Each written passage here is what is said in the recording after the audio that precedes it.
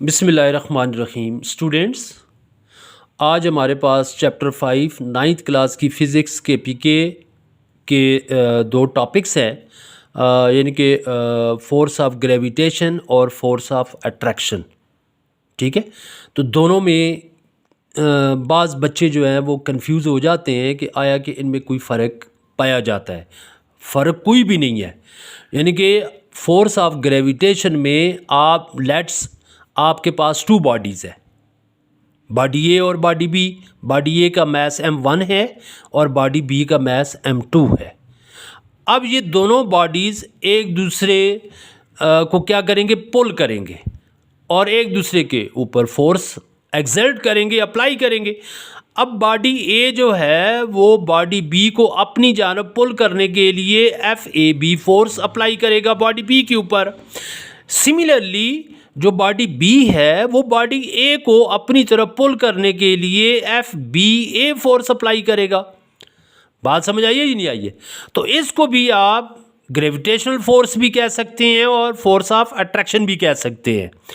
अब इसी तरह जब हम फोर्स ऑफ अट्रैक्शन का टॉपिक आप लेते हैं तो इसमें भी फॉर एग्जांपल आपके पास कोई चार्ज पार्टिकल्स हैं, इलेक्ट्रॉन्स और प्रोटॉन्स हैं।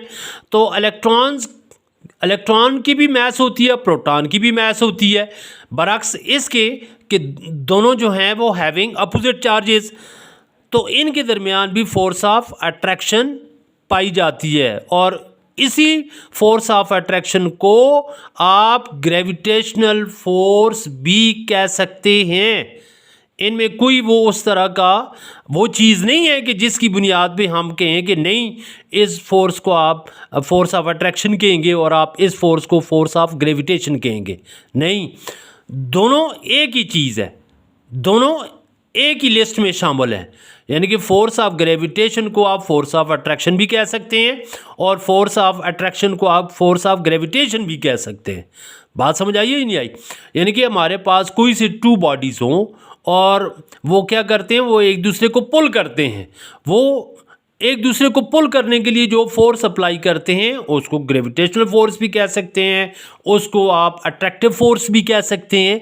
इसी तरह अगर हमारे पास कोई चार्ज पार्टिकल्स है और चार्ज पार्टिकल्स भी उनकी भी मास होती है, ठीक है, और एक दूसरे के अगर वो एक दूसरे के अपोजिट चार्जेस हैं तो उनके दरमियान फोर्स ऑफ अट्रैक्शन होगी और अगर सिमिलर चार्जेस हैं तो फोर्स ऑफ रिपल्शन होगी।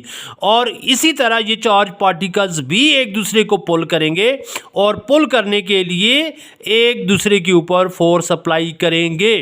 तो लिहाजा फोर्स ऑफ अट्रैक्शन में और ग्रेविटेशनल फोर्स में कोई फ़र्क इतना नहीं है कि हम जो है ना वो डिफरेंशिएट करें कि नहीं हम इस बुनियाद पे इसको फोर्स ऑफ अट्रैक्शन कहेंगे और इस बुनियाद पे इसको ग्रेविटेशनल फोर्स कहेंगे। दोनों सेम फोर्सेस हैं और दोनों अगर टू बॉडीज़ एक दूसरे को अपनी तरफ पुल करने के लिए जो फोर्स अप्लाई करते हैं उसको फोर्स ऑफ ग्रेविटेशन भी कहते हैं।